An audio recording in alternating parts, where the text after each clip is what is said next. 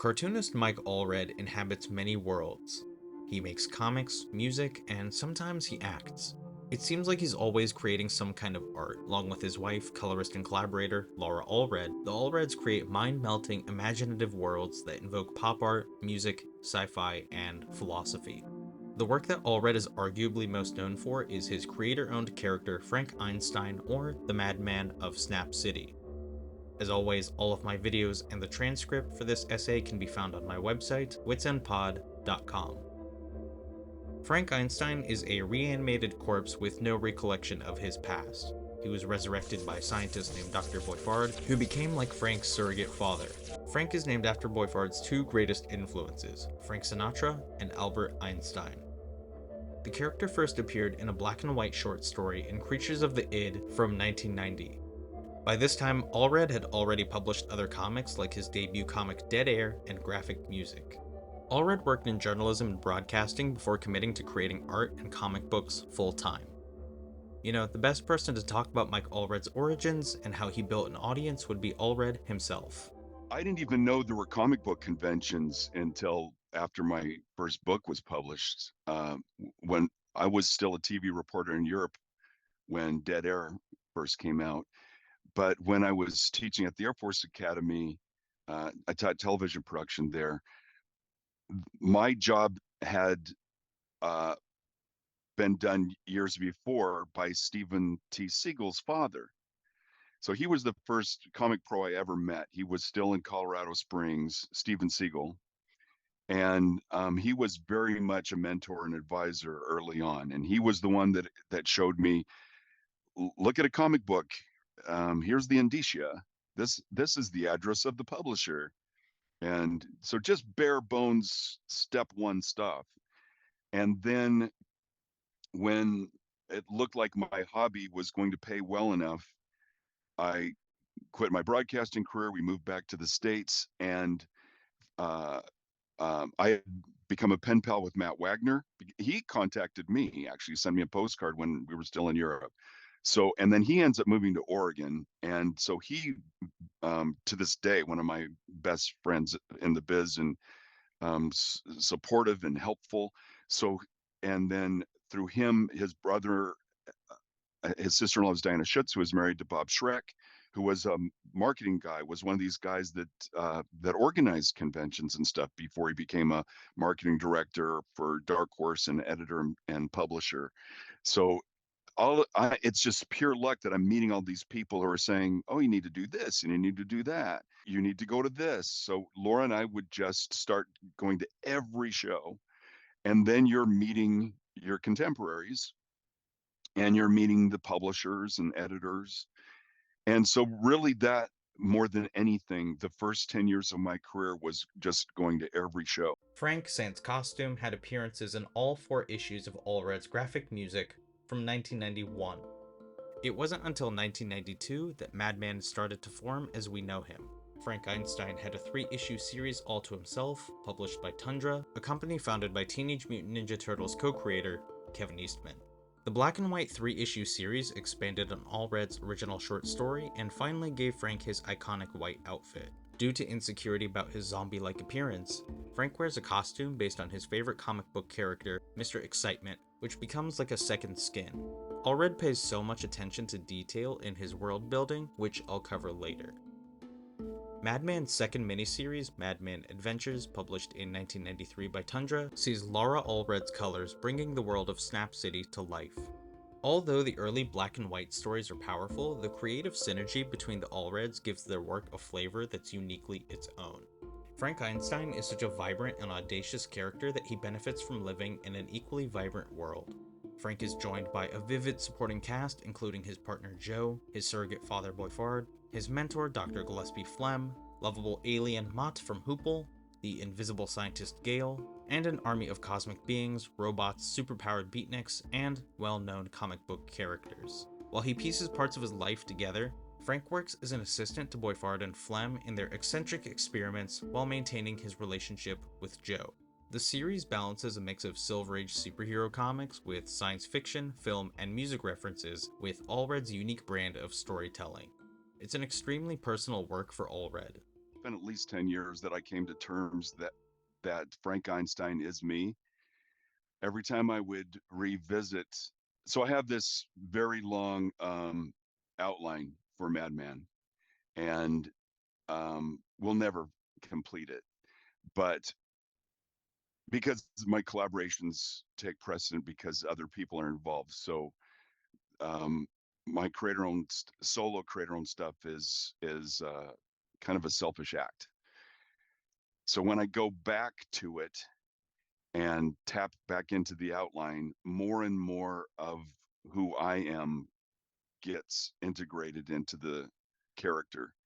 And it became clear to me that Frank Einstein was my vessel to um, share my most intimate thoughts and concerns and feelings. And Joe was very much Laura.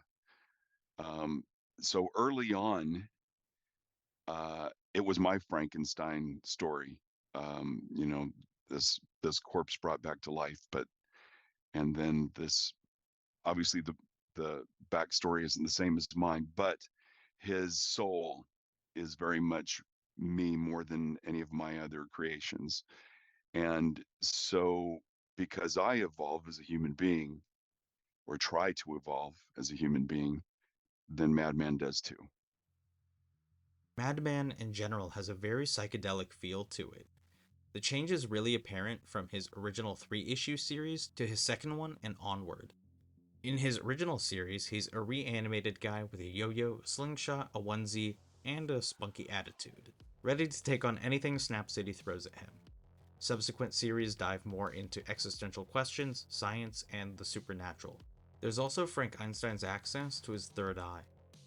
In Hinduism, there's the concept of the third eye, which is a higher form of consciousness and enlightenment in one's intuition.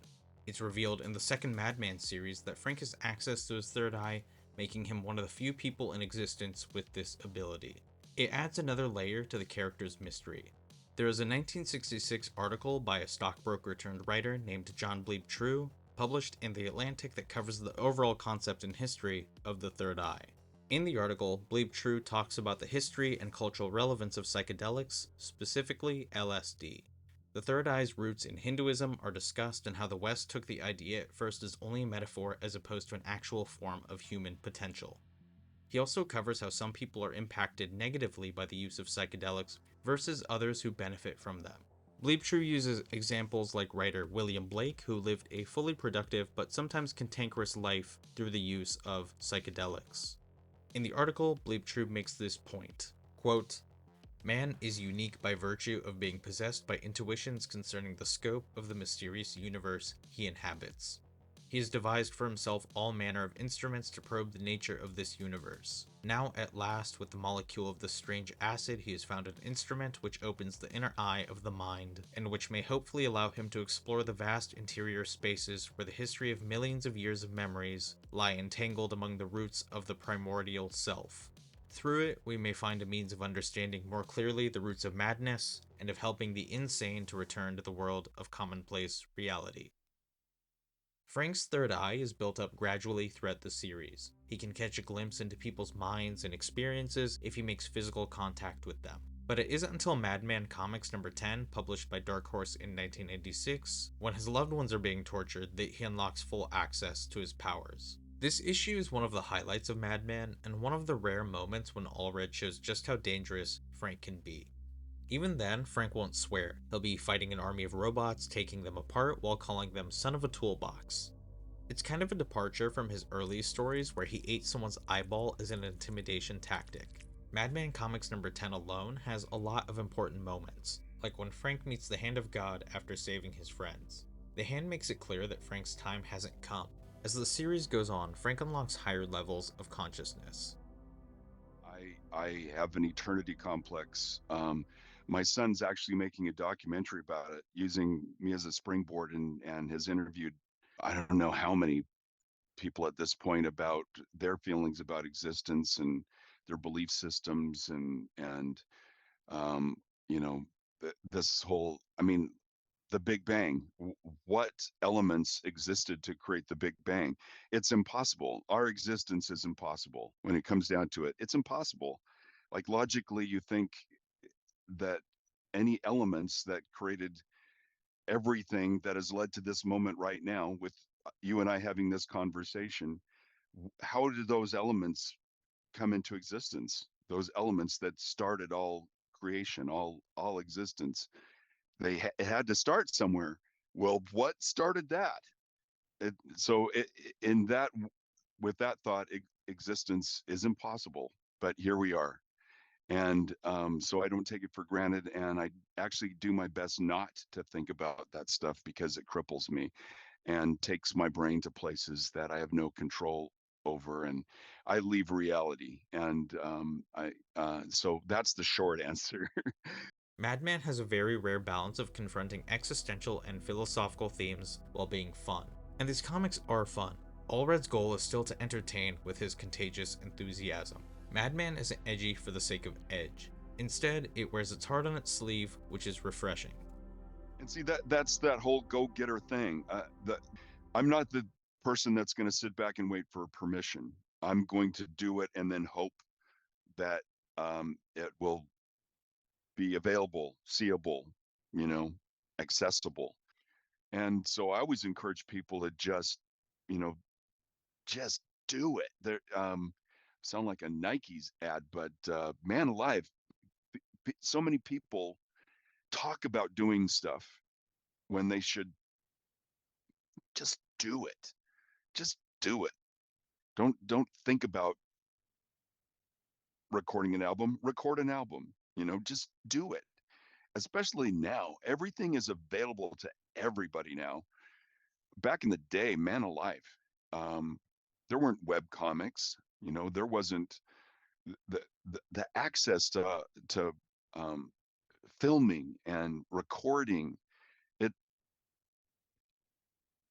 it's amazing, and so no one should have an excuse to not create or fulfill their dream project because the technology is available and affordable to anybody.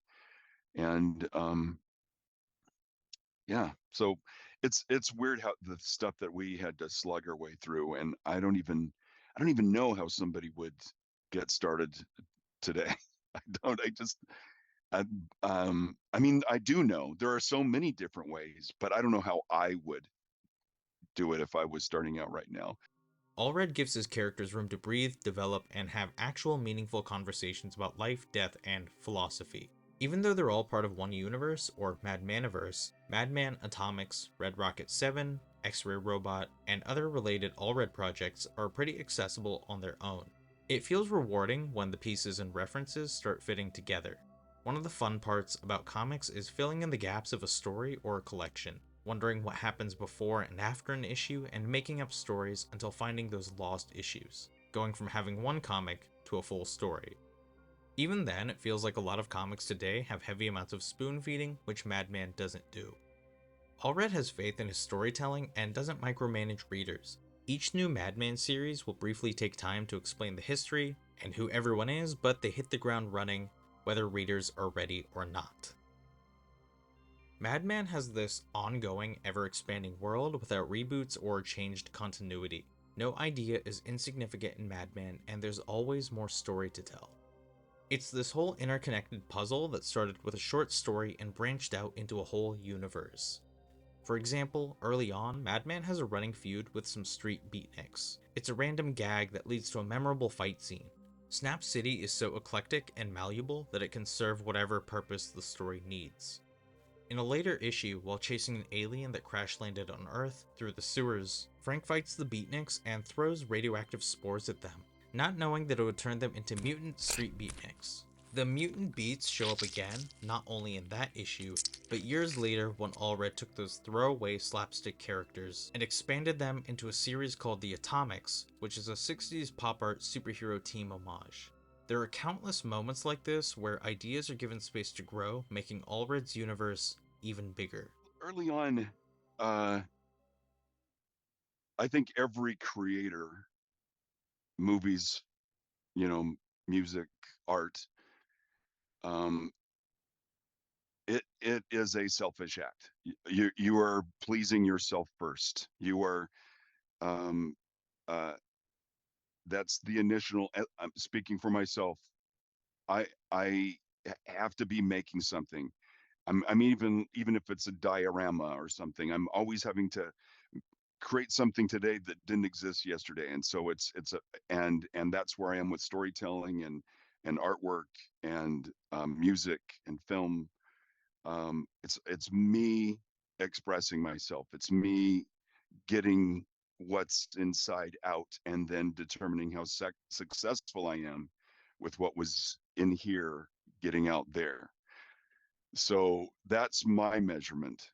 And early on, as my work began to gain notoriety, not everybody loves everything. So you kind of develop a thick skin and acceptance that not everybody is going to like what you do. And you comfort yourself by looking at creators that are largely acknowledged as great, like in film, Stanley Kubrick, for instance. Um, and uh, and then we have our heroes in the comic book medium. They all have taken their hits. Not they People have been very critical, sometimes even cruel with the greatest work you've ever seen. So if they can deal with that, then little me, I can deal with that too. And so I just kind of accepted that and turned back into myself, comforting myself with that selfish act again. It so first priority is for me to satisfy my creative drive. And then what's next important to me is hoping that enough people out there dig what I do that I can keep doing it. It's a dream that I can make a living at this. Comic books have been in my life from my earliest memory. And it's so joyful that I am so blessed to be able to get up every day and know that what I would do for free is going to pay the bills. So, and because of that, I can accept that not everybody's going to love what I do. It should be mentioned that David Bowie's influence on Allred's work can't be ignored. His spirit courses through Madman and Allred's work in general, whether it's through referencing song lyrics or basing characters on the artist. Bowie himself even referenced Allred's Red Rocket 7 in his song New Killer Star. Red Rocket 7 was Allred's David Bowie comic before the actual Bowie biography comic he worked on. Earlier, I mentioned the different Madman series. They feel like different points of Frank Einstein's life. Characters get to develop over time, each story feels a little different, which is natural because Allred fine-tuned his craft and character for years. Seeing Allred's development in these Madman stories is pretty wild. Madman's last big series was Madman Atomic Comics, which ran for 17 issues and ended in 2009. There have been Madman adjacent projects since then, but the last new Frank Einstein story was in the 2014 Madman 3D special. Madman had a quick cameo appearance in Allred's X-Ray Robot from 2020. Whenever Allred decides to bring his character back, whatever the result is, it's going to be crazy in the best way. I'm always working on Madman, always. Yeah, it's a day-to-day concern, but nothing's coming out anytime soon. Um, yeah, so I yeah, I'm pretty busy with what I'm doing with Mark Russell right now and what we're hoping to do next as well. And then I also have another music icon graphic novel that's a third of the way complete. I hand lettered it. Laura has colored it, and I can't say what it is yet, but it's the follow up to my Bowie book. And I've been working on this with one of my best friends, Professor Ben Saunders. He is famous for his comic art, comic book museum exhibit curations. He curated the traveling Marvel exhibit that's been going around the world the past few years. That's who he is. He teaches here at the University of Oregon. He teaches everything from Shakespeare to a course in comic book history, actually. And so we have this intense, obsessive love for this musical entity that we've been working on together. And so that's that's my current spare time project. My main project as of today is Batman Dark Age. So working towards wrapping that up right now. While there aren't new Madman stories coming out right now, the Allreds are insanely active with new projects. Even if it's not a full series, it's fun seeing them pop up in a random issue of Daredevil or Doom Patrol. These Madman comics feel good to read in general. Comics are definitely a better and more exciting medium because of the Allreds' participation. I think more than anything, it's these conflicts with the existentialism that I embrace the joys of living as much as I can, and and and to never take anything for granted. If you take every opportunity to show kindness, it comes back to you, and it's the same as being cruel or hateful. If you're cruel or hateful, that cycles back too. And so, why wouldn't you lean into kindness? Why wouldn't you lean into helping somebody as opposed to hurting somebody? Because ultimately that makes everything better in that circle of in that sphere of influence. So I don't want to be at the end of my life and go, oh man, I should have appreciated that more. Because whether this is all there is for me, that and then everything that I've accumulated in here just is gone, then so be it. But if it carries on, if there's, a religious or scientific aspect that continues who I am, I want who I am to be the best it can be with no regrets. And so that's how I deal with the terrors of these existential attacks that I experience. So that's what keeps me centered. That's what keeps me fully on point and fully appreciative of every wonderful thing that happens in our lives. Madman is a comic that should be experienced firsthand. Comics aren't a stepping stool to some higher art form. They're already one of the most powerful forms of storytelling, and Madman is physical proof of this. Thank you to Mike Allred himself for doing this interview and being a part of this essay. I made a piece on Ecstatics by Allred and Peter Milligan that complements this one and highly recommend checking it out. As always, all of my videos and the transcript for this essay can be found on my website, witsinpod.com. If it's not on there, it's not me. Share these essays around. Thanks for watching. Chaos ensues.